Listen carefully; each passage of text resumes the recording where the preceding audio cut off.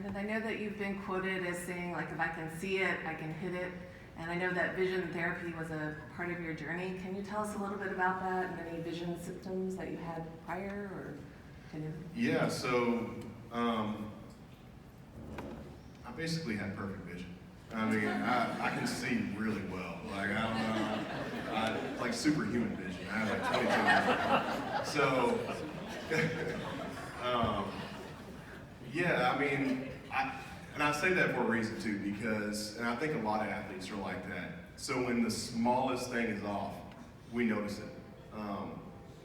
And, you know, it's not, I mean, there's just a couple of different ways that it affects you. I mean, sometimes it's double vision, sometimes stuff's blurry, sometimes everything's just slowed down and your eyes aren't moving as quickly as you want them to. So I think that's what I meant by you know, saying what I said.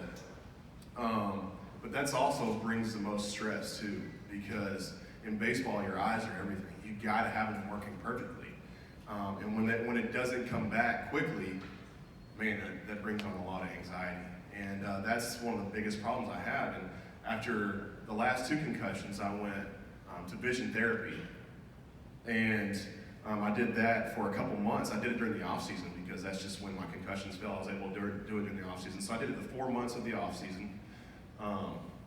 And I came back and had, both years pretty much had all-star seasons. So one was in 2016 and one was before last season.